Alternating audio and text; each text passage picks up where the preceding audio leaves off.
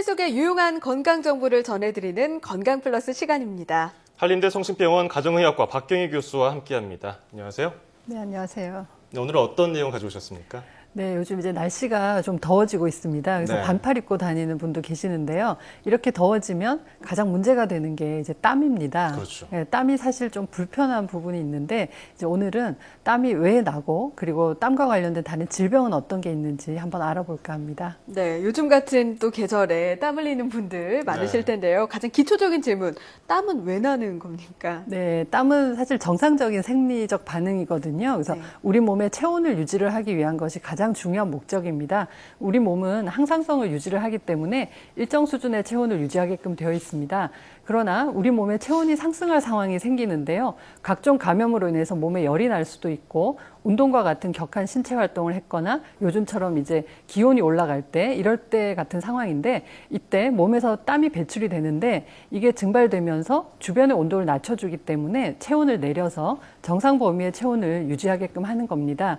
근데 그것 외에도 심리적으로 흥분을 하거나 스트레스 상황이거나 매운 음식을 먹거나 할 때도 땀을 유발하는 요인이 될 수가 있습니다. 저는 가끔 이 생방 시간이 촉박해서 달려오다 보면 땀이 네, 많이 네. 나요. 그래서 긴장해서. 유독 좀 땀이 많이 나는 분들도 있는데 네. 별다른 이유가 있는 건가요? 네, 사실 생리적인 땀 흘림이라고 그러면 되게 여자보다는 남자들이 땀을 좀 많이 흘리는 경향이 있고요. 예. 체중이 적게 나가는 사람보다는 체중이 많이 나가고 몸집이 큰 분들이 조금 땀을 많이 흘리는 경향이 있습니다. 네. 근데 우리는 대개는 이게 우리 몸에 기초대사량이라는 게 있는데 예. 근육이 많은 사람들은 또 땀을 많이 흘릴 수밖에 없습니다. 예. 네, 근데 우리가 땀을 흘리면 땀이 상당히 불편하게 생각을 하시는데요. 그렇죠. 사실은 땀이라는 거는 우리 몸의 체온을 정상적으로 유지를 해주는 중요한 역할을 하기 때문에 그런 원리를 생각해 본다면 땀을 흘린다는 것은 우리가 운동이나 노동 그리고 신체 활동을 하고 난 이후에 체온이 상승할 때 아주 잘 적응을 할 수 있게 몸을 만들어준다는 의미일 수도 있습니다. 그 한 해외 연구에서는 평소 운동을 별로 안 했던 사람보다는 운동을 많이 해서 체력이 좋고 단련이 많이 된 사람들이 운동한 후에 땀을 훨씬 더 많이 흘린다는 것을 관찰한 적도 있습니다. 예. 네, 그렇지만 이렇게 일반적인 체온 조절을 위해서 흘리는 땀보다 그 정도 이상의 땀을 많이 흘리는 경우가 있는데 이런 것을 이제 다한증이라고 합니다. 대개 얼굴이나 손바닥, 발바닥과 같은 국소적인 부위에 생기는 경우도 있고요. 몸 전체적으로 땀이 많이 나는 전신적 다한증도 있습니다. 대개 전신적 다한증의 경우에는 갑상선 기능 항진증이나 폐결핵 같은 다른 원인으로 인한 것도 있기도 한데요. 대부분은 특별한 원인이 없이 그냥 생기는 경우가 많고 심리적인 자극으로 인해서 교감신경이 항진되면서 생기는 경우가 많습니다. 그런데 이제 땀이 유발되는 상황들이 대개는 긴장을 하거나 또 집중을 많이 해야 되거나 하는 좀 중요한 상황일 네. 수가 있는데 예. 그럴 때 땀이 많이 나면 상당히 좀 심리적으로 스트레스가 크겠죠. 그래서 그런 것들이 좀 문제가 되는 경우도 있습니다. 맞아요. 네, 땀을 좀 많이 흘리는 분들은 정말 말 못할 고민일 수도 있을 것 같은데 네, 이 네. 다한증은 어떻게 치료해야 할까요? 네, 사실 이제 다한증이라는 것 자체가 진단하는 것 자체가 땀을 몇 리터 이상 흘리면 다한증이다 이렇게 진단을 하기가 힘들거든요. 그러니까 예. 개인적으로 내가 느끼기에 너무 일상생활에 지장을 주고 내가 스트레스가 받을 정도로 좀 땀이 너무 많다고 하면 다한증이라고 할 수 있습니다. 예. 예를 들어서 매일 분장을 해야 되는 배우가 얼굴에 땀이 너무 많이 나서 화장을 전혀 할 수가 없다던가 결제 서류를 받으러 가거나 발표를 할 때마다 너무 땀이 많이 나서 예. 손에 들고 있는데 종이가 다 젖어버린다거나 그러면 상당히 그거는 스트레스거든요. 예. 그래서 그런 것들은 스트레스가 또 땀을 더 많이 유발하기 그렇죠. 때문에 그럴 때는 치료를 받는 게 좋습니다. 치료 방법으로는 되게 이제 한 몇 달 정도 간다거나 하는 일시적인 방법이 있고 또 영구적인 방법이 있는데요. 네. 땀 분비를 억제하게끔 하는 제제를 국소적으로 바른다거나 약을 투여하거나 주사를 맞기도 합니다. 영구적 방법으로는 흉곽 내시경을 이용해서 교감신경 절제술을 많이 하는데요. 주로 얼굴이나 손바닥, 발바닥 그리고 이제 그 겨드랑이 같은데 국소적으로 다한증이 있으신 분들은 효과가 있으니까 병원에서 상담해 보시면 좋을 것 같습니다. 예, 겨드랑이, 손 이쪽에 땀이 많이 나는 부분 아닙니까? 지금 네.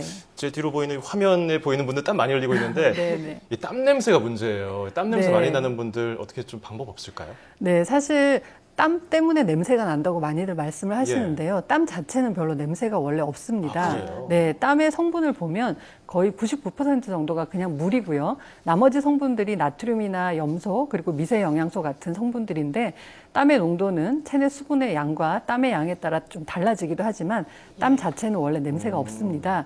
근데 우리 몸에 땀샘이 두 가지 종류가 있는데요.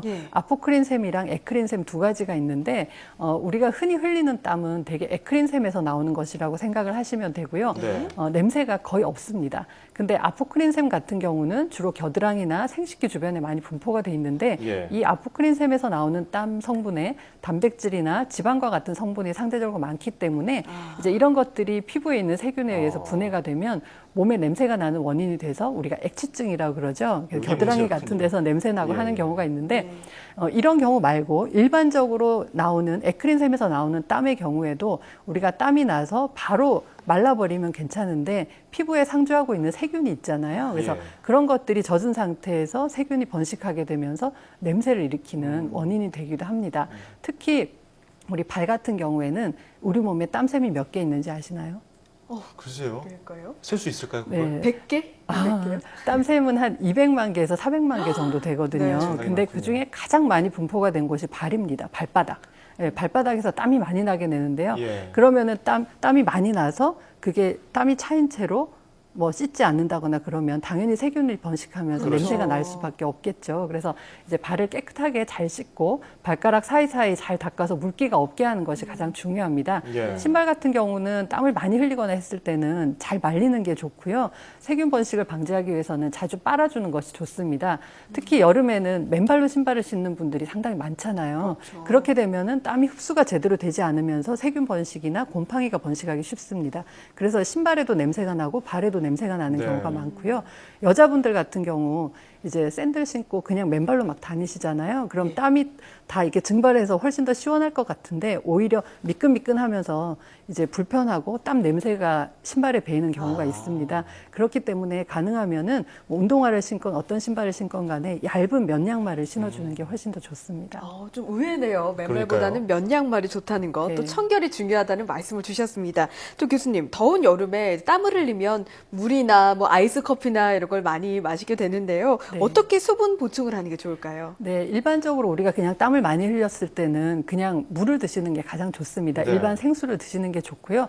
일부에서는 이제 차 같은 걸 얇게 우려서 예. 녹차라던가 커피를 얇게 우려서 물처럼 그냥 드시는 분이 계신데 그런 경우에는 카페인이 오히려 이뇨작용을 일으켜서 수분을 더 뺏어갈 수가 제가 있고요. 그랬는데요. 네, 운동하고 난 다음에 맥주 또 많이 드시잖아요. 맞아요. 네, 근데 밤에 맥주 드시고 나면 화장실 자주 가시잖아요. 그런 것도 이뇨작용이 있어서 오히려 땀을 많이 흘리고 난 다음에 수분을 더 많이 뺏기는 위험이 있습니다. 예. 그리고 간혹 이제 스포츠 음료들 많이들 드시는데 그렇죠. 네, 운동을 아주 심하게 그러니까 더운 여름에 밖에서 축구를 했다거나 마라톤을 하거나 아주 땀을 많이 흘리면 사실은 그냥 맹물을 드시는 것보다는 이제 스포츠 음료에는 나트륨이라던가 그리고 당분 같은 것들이 많이 들어있고요. 그게 빨리 흡수가 됩니다. 그래서 그런 경우는 도움이 되지만 우리가 뭐 그냥 일반적으로 헬스클럽에서 냉방이 잘 돼 있는데 거기서 이렇게 뭐 운동을 하고 난 다음에 운동을 했으니까 내가 스포츠 음료를 마셔야겠다. 네. 그런 거는 아니라는 거죠. 네, 일반적으로 그냥 생수를 드시면 되고요.